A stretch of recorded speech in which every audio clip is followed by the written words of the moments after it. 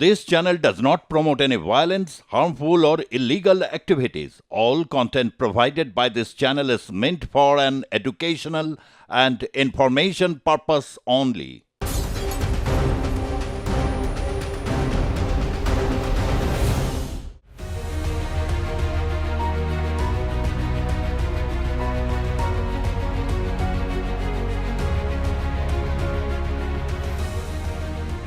কর্মব্যস্ত জীবন হোক বা একাকী জীবন, মন ভালো রাখতে বা নিঃসঙ্গ জীবনকে আরও সুন্দর মধুর করে তুলতে একজন কথা বলার মানুষের খুব প্রয়োজন।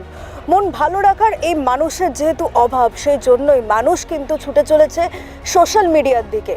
আর সেই জন্যই ফেসবুক, ইনস্টাগ্রাম থেকে বেরিয়ে যদি কোনো সোশ্যাল মিডিয়া থেকে থাকে তাহলে সেই ডেটিং অ্যাপ। আর এই ডেটিং অ্যাপের নিজের প্রোফাইল তৈরি করে সঙ্গীর হাতছানিতে বা সঙ্গীর খোঁজে মানুষ প্রতারিত হচ্ছে। আর আমাদের এই প্রতিবেদনেই আমরা দেখাবো যে কিভাবে মানুষ প্রতারিত হচ্ছে এই ডেটিং অ্যাপের মাধ্যমে। ফেসবুক, ইনস্টাগ্রামের থেকে বেরিয়ে অন্য এক সোশ্যাল মিডিয়া, এই তালিকায় রয়েছে টিন্ডার, বাম্বল, ট্যান, মাম্বার মতো নানান রকম অ্যাপ। এই তালিকাটি নেহাতই কম নয়। এমনকি এলজিবিটিকিউ কমিউনিটির মানুষদের জন্য রয়েছে রেনবো লাভ, টাইমি, ডেল্টার মতো ডেটিং অ্যাপ। সমস্ত ডেটিং অ্যাপই বর্তমানে বিপুল জনপ্রিয় হয়েছে। রাইট সোয়াইপের মাধ্যমে পছন্দের মানুষের সঙ্গে পরিচয় হয়ে যাচ্ছে। এর পরের ধাপে ফোন নম্বর আদান প্রদান থেকে দেখা সাক্ষাৎ হওয়া, সবকিছুর মূলেই রয়েছে ডেটিং অ্যাপ। এই ডেটিং অ্যাপ যেমন একাকিত্ব জীবনে সঙ্গীর ছোঁয়া নিয়ে আসছে, ঠিক তেমনই এই অ্যাপের মাধ্যমে প্রতারণার শিকার হচ্ছেন বহু মানুষ। গত বছর পূর্ব কলকাতার পাটুলি এলাকায় ডেটিং অ্যাপের ফাঁদে পা দিয়ে অপহরণ হতে হয় এক যুবককে। পরবর্তীকালে পুলিশের হস্তক্ষেপে উদ্ধার করা হয় যুবককে, পাশাপাশি গ্রেফতার করা হয় অভিযুক্ত তরুণী ও তার সঙ্গীকে। নারী কণ্ঠ নকল করে ডেটিং অ্যাপে ফাঁদ পেতে একের পর এক যুবককে প্রতারণা করে এক 22 বছরের যুবক। সেই ঘটনার তদন্তে নেমে নিউটাউন এলাকার রায়গাছি থেকে ওই অভিযুক্ত যুবককে গ্রেফতার করে রাজারহাট থানার পুলিশ। শুধুমাত্র কলকাতায় নয়, অন্যান্য রাজ্যেও ডেটিং অ্যাপের মাধ্যমে প্রতারিত হতে হয়েছে একাধিক যুবক যুবতীকে।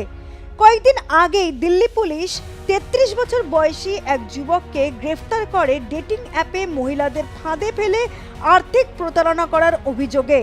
ডেটিং অ্যাপের ফাঁদে পড়ে ধর্ষিত হতে হয়েছে একাধিক মহিলাকে। এ হেন ডেটিং অ্যাপের মরীচিকার হাতছানিতে আষ্টে পিষ্টে বাধা পড়েছে বহু মানুষ। তাই ডেটিং অ্যাপে প্রোফাইল তৈরি করার আগে সর্বদা ভেবেচিন্তে সিদ্ধান্ত নেওয়া দরকার। নিঃসঙ্গ জীবনে সঙ্গীর জন্যই কিন্তু মূলত তৈরি করা হয়েছিল এই সমস্ত ডেটিং অ্যাপ। ভালো বন্ধুও পাওয়া যায় এই সমস্ত ডেটিং অ্যাপ থেকে, কিন্তু এর যে নেগেটিভ দিক রয়েছে বা এর যে খারাপ দিক রয়েছে সেটাও কিন্তু ভয়ঙ্কর। আর্থিকভাবে, কখনো মানসিকভাবে বা শারীরিকভাবে বিভিন্ন রকমভাবে মানুষ কিন্তু এর দ্বারা ক্ষতিগ্রস্ত হয়েছে এবং পুলিশ কর্তারাও কিন্তু তেমনটাই মনে করছেন। গোটা পৃথিবী এখন একাকিত্বতে ভুগছে, কারণ মানুষের আগে যে বয়স ছিল সেই বয়সটা ছিল খুব, ধরুন 60-70-এ বৃদ্ধ হয়ে যেত। এখন 80 বছরেও তাকে বৃদ্ধ বলে বলছে না, তারা বলছে এখনও তাদের লাইফ আছে। কিন্তু দেখা যাচ্ছে নানাভাবে এত ছোট ছোট পরিবার হয়ে গেছে, তার ছেলেরা মেয়েরা তাকে দেখতে চায় না, তাদের পরিবার থেকে বিচ্যুত হয়ে গেছে, একাকিত্বে ভুগছে। এই একাকিত্ব ভুগছে দুটো ব্যাপার আছে। একটা হচ্ছে, দেখুন, বয়স হওয়ার সাথে সাথে তার যে সেক্সুয়াল ডিজায়ারনেসটা ওটা হয়তো কমে যাচ্ছে, কিন্তু একাকিত্বটা তো থেকেই যাচ্ছে। অর্থাৎ মানুষ আর একা থাকতে চাইছে না, কার সাথে কথা বলবো, একটা নির্ভরযোগ্য লোক, নির্ভরযোগ্য সাথী, এটা খোঁজার জন্যই তারা কিন্তু নানাভাবে খোঁজে। এটা হচ্ছে এক নম্বর। কিছুটা পজিটিভ সাইড। দেখুন, প্রত্যেকটা জিনিসের যেমন পজিটিভ সাইড আছে আবার নেগেটিভ সাইডও আছে। আর পজিটিভ সাইডটা আরেকটা কি, আরেকটা হচ্ছে দেখা যাচ্ছে যেটা খুব স্পষ্ট করে বলা দরকার, হয়তো তার ওয়াইফ অনেক দিন আগে মারা গেছে, স্ত্রী অনেক দিন আগে মারা গেছে, তার ওয়াইফ হয়তো ক্যান্সারের দুরারোগ্য ব্যাধিতে আক্রান্ত, সে হয়তো তার বডি ওইভাবেই পড়ে আছে, বেঁচে আছে কিন্তু ওইভাবেই পড়ে আছে। অর্থাৎ সে একটা কোনো সঙ্গী পাচ্ছে না, সে কোথাও যেতে পারছে না, কিন্তু তার মনের মধ্যে উদগ্রীব রয়েছে। সেই জন্য তারা একটা সাথী খোঁজার জন্য এই ডেটিং অ্যাপের জন্য তারা নক করে। এবার ডেটিং অ্যাপের একটু যেমন পজিটিভ দিকটা বলছি, পজিটিভ দিক দুটো তিনটে বললাম। একাকিত্ব নাশ করবে। আর দ্বিতীয় যেটা সেটা হচ্ছে যে যারা সাধারণ মানুষ, যাদের ইন রেসপেক্ট অফ শুধু ওয়াইফ না, যদি ধরুন তার হাজব্যান্ড প্রচণ্ড অসুস্থ, সে উঠতে পারছে না, সে ক্যান্সারে রোগাক্রান্ত, সেখানে দুরারোগ্য ব্যাধি, সেখানে মহিলারাও কিন্তু ডেটিংয়ের মধ্যে যাচ্ছে। এটা কিন্তু ভাববেন না শুধু ছেলেরাই ডেটিংয়ের জন্য আসছে, তো দুটোই হতে পারে। এটা পজিটিভ সাইড। একটু নেগেটিভ সাইডটাও একটু বলে দিই। নেগেটিভ সাইডটা হচ্ছে একরকম, সেটা হচ্ছে দেখুন এই ডেটিং অ্যাপের মাধ্যমে অনেক লোক সর্বশান্ত হচ্ছে। কীরকমভাবে সর্বশান্ত হচ্ছে? তারা যখনই অ্যাপের মধ্যে তারা ফোন করছে কিংবা যাচ্ছে, অ্যাপটাকে গ্রহণ করছে, তখন নানা রকম ছবি তাদেরকে দেওয়া হচ্ছে প্রলোভিত করার জন্য। সেই ছবিগুলো খুব ইয়ংস্টারদের ছবি, কিন্তু বাস্তবে সে যখন মিট করছে সেখানে দেখা যাচ্ছে সেই ছবির সাথে কোনো সামঞ্জস্যপূর্ণ নেই। যেই ছবিটা দিয়ে অ্যাপের সাথে কিংবা কথাবার্তা বলছে, মিষ্টি টোনে কথাবার্তা বলছে, তখন তার কাছে একটা বিশাল প্রতিচ্ছবি আসছে, এটা খুব সুন্দরী কিংবা সেই রকম অল্প বয়সী, কিন্তু বাস্তবে যখন সে মিট করার পর সে দেখছে অন্যরকম। এবার আরেকটা কথা বলি, এই ডেটিং অ্যাপের পেছনে একটা চক্র কাজ করছে। কলকাতায়ও কাজ করছে, পশ্চিমবঙ্গে কাজ করছে। সেই কাজটা কি করছে? সেটা হচ্ছে এদের প্রত্যেকের পেছনে একটা 2, 3, 4, 5টা করে ছেলে আছে, 2, 3টে মেয়েকে এগিয়ে দিচ্ছে এইসব ডেটিংয়ে। তারপরে যখন সেই ছেলেটা কিংবা লোকটা এলো, তার সাথে কিছুক্ষণ কথা বলার পরে সবই কিন্তু দেখবেন এমন জায়গায় তাকে নিয়ে বসাবে, তাদের কিন্তু সুনির্দিষ্ট কোনো একটা হোটেল, সুনির্দিষ্ট কোনো একটা জায়গা স্থির করা আছে।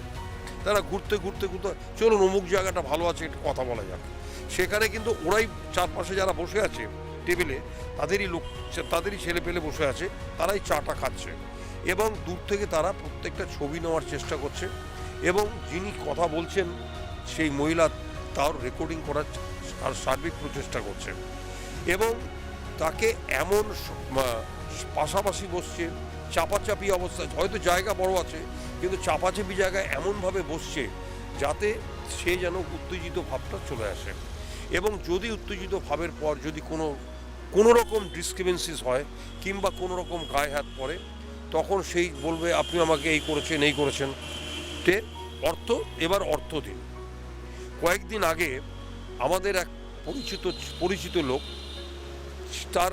সে কিন্তু কলকাতার মধ্যে মোটামুটি একটু প্রভাবশালী এবং প্রভাবশালী মানে পলিটিক্যালি প্রভাবশালী না, বিজনেসের দিক দিয়ে প্রভাবশালী এবং পয়সা কড়ি আছে ছেলে।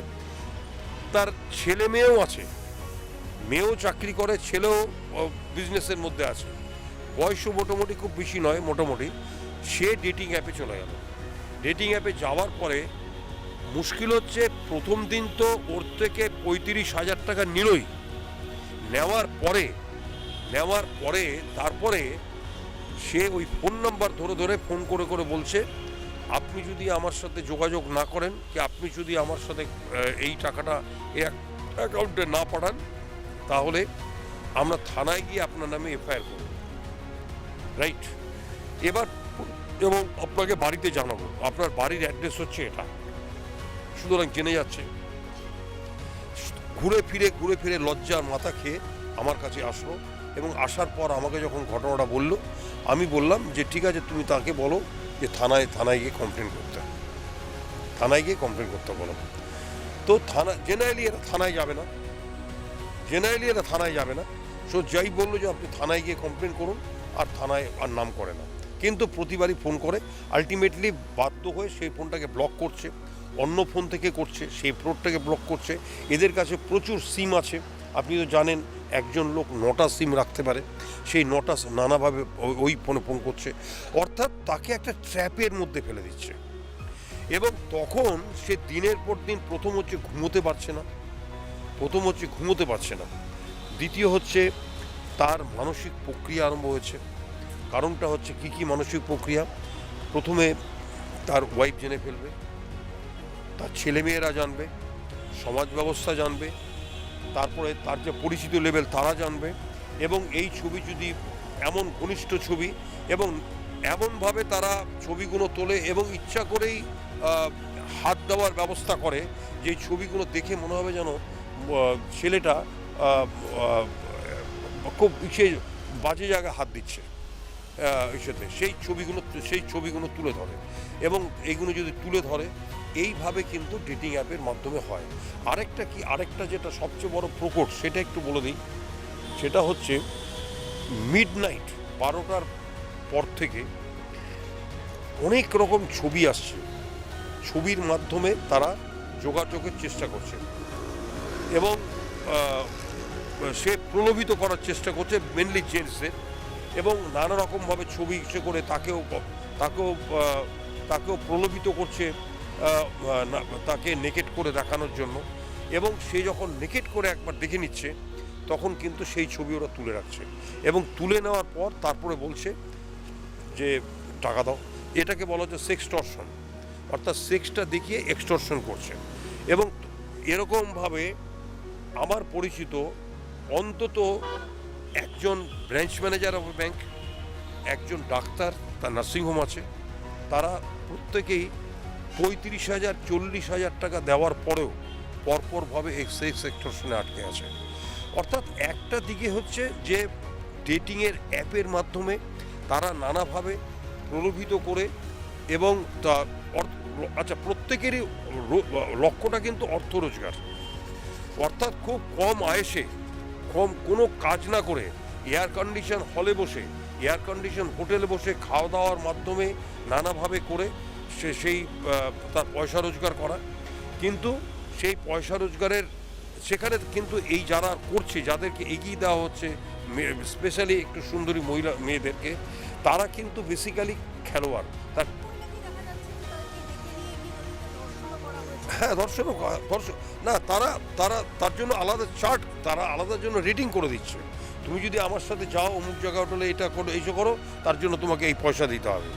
একবার যদি সেই ধর্ষণ কিংবা সেক্সের মধ্যে চলে যায় তখন তার পরিমাণটা দিনকে দিন আরও বাড়তে শুরু করে। হ্যাঁ, ব্ল্যাকমেলিং শুরু করে এবং নানা রকমভাবে বলে এই করে দেবো, ওই করে দেবো, থানায় গিয়ে এজাহার দেবো, এই করে দেবো। এবং দেখবেন কয়েকদিন আগে একটা রেডিও জকি, আমি নামটা বলছি না, সেও কিন্তু একজন ছেলের নামে ডাইরেক্টলি গিয়ে মধ্য কলকাতার এক থানায় গিয়ে কমপ্লেন করলো যে আমাকে এইভাবে এসে করেছে, তারপর আমাকে ধর্ষণ করেছে। অর্থাৎ যখন সে টাকা পাবে না।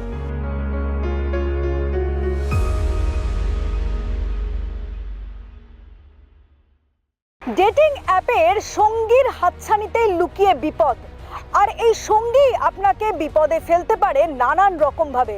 কিভাবে বিপদে ফেলতে পারে দেখে নিন এক নজরে। ডেটিং অ্যাপে লুকিয়ে বিপদ। ডেটিং অ্যাপে যেমন সঙ্গী খোঁজা যায়, ঠিক তেমনই ডেটিং অ্যাপে লুকিয়ে রয়েছে বিপদ। দেখে নেওয়া যাক কি হতে পারে ডেটিং অ্যাপ থেকে। প্রথমেই যেটা হতে পারে তা হলো ক্যাট ফিশিং।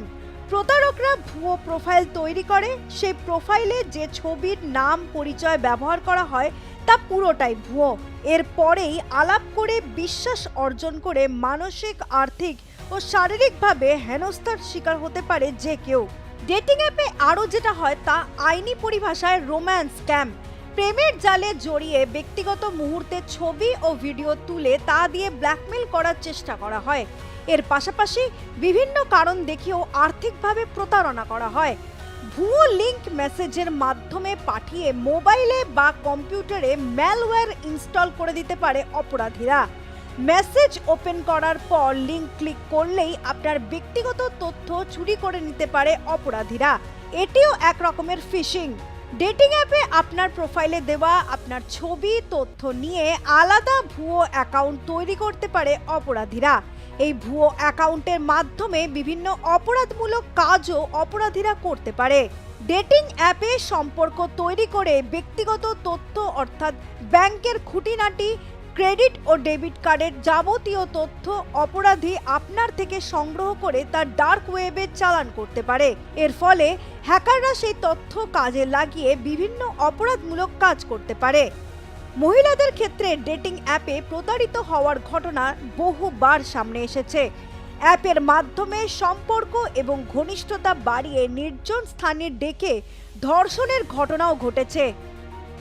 আপনাদের এই চ্যানেলের মাধ্যমে সার্বিকভাবে জনগণকে বলা যে দেখুন, পুলিশ হচ্ছে প্রোটেক্টার, পুলিশ হচ্ছে নাগরিক সুরক্ষা দেবে। নাগরিক সুরক্ষার একটা মূল মন্ত্র হচ্ছে আপনাদেরকে সাধারণ নাগরিককে অ্যাওয়ার করে দেওয়া। অ্যাওয়ার যদি করতে হয় তাহলে দুটো তিনটে ব্যাপারে অ্যাওয়ারের পয়েন্টগুলো বলছি। 1 নম্বর হচ্ছে আপনারা অতি অবশ্যই ডেটিং অ্যাপের মধ্যে যাবেন না। নাম্বার 2, কারো প্রলোভনে প্রলোভিত হয়ে কোনো রকমভাবে ডেটিং অ্যাপের মাধ্যমে কলকাতার বাইরে দীঘা কিংবা পুরী কিংবা ডায়মন্ড হারবার কিংবা কাকদ্বীপ কিংবা আশেপাশে সেই সব জায়গায় এখানে যাবেন না। কারণটা হচ্ছে তারা সেই সব হোটেলে রেকর্ড রাখবে, কারণ হোটেলের মধ্যে ছবি আছে, এই সে সিসিটিভি আছে, সেই ছবিতে প্রমাণ করে দেবে যে আপনি সেই দিন অমুক মহিলাকে কিংবা ছেলেকে নিয়ে আপনি গেছিলেন, প্রমাণ করে দেবে। সুতরাং তারা প্রমাণের কেন করতে চাইবে? শুধু অর্থ গ্রাস করার জন্য। সুতরাং সাধারণ মানুষকে অ্যাওয়ার হতে হবে। 3 নম্বর হচ্ছে আপনি তো জানেন না যে আপনি যাকে চয়েস করছেন সঙ্গীকে সে রোগগ্রস্ত কিনা, তার মধ্যে কি কি রোগ আছে, তার মধ্যে কি কি অসুখ আছে, তার মধ্যে কে কি এসটিডি মানে হচ্ছে sexually transmitted disease, STD.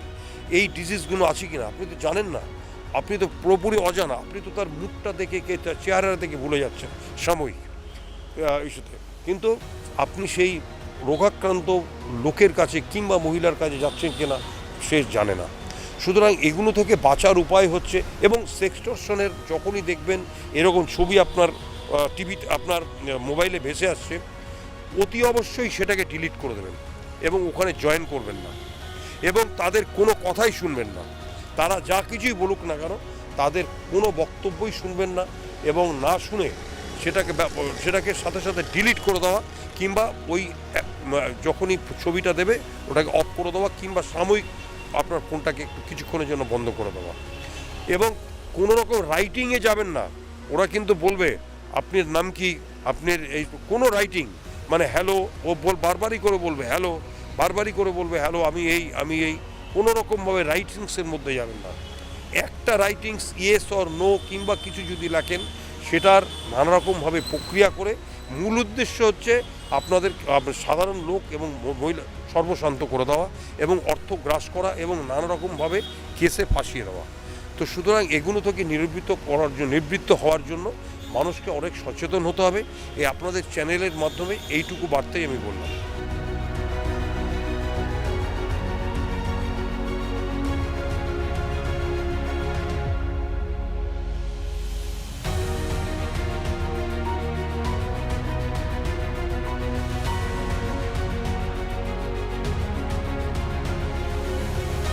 Dating অ্যাপের যেরকম নির্ভরযোগ্যতা রয়েছে, ঠিক তেমনই ডেটিং অ্যাপের ফাঁদে পা দিয়ে প্রতারিত হয়েছে বহু মানুষ, এমনকি মানুষের প্রাণ পর্যন্ত কেড়ে নিয়েছে এই ডেটিং অ্যাপ। তাই ডেটিং অ্যাপে নিজের অ্যাকাউন্ট করার আগে একবার ভেবে দেখুন যে সেখান থেকে কতটা আপনি সুবিধা পেতে পারেন বা প্রতারকদের হাতে পড়তে পারেন, সবটা ভেবেই ডেটিং অ্যাপে প্রোফাইল করুন।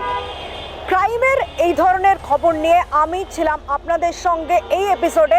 আগামী এপিসোডে অপরাধের অন্য কোনো দিক নিয়ে আপনাদের দেখাবো বিশেষ প্রতিবেদন। তাই সঙ্গে থাকুন, দেখতে থাকুন আর প্লাস নিউজ।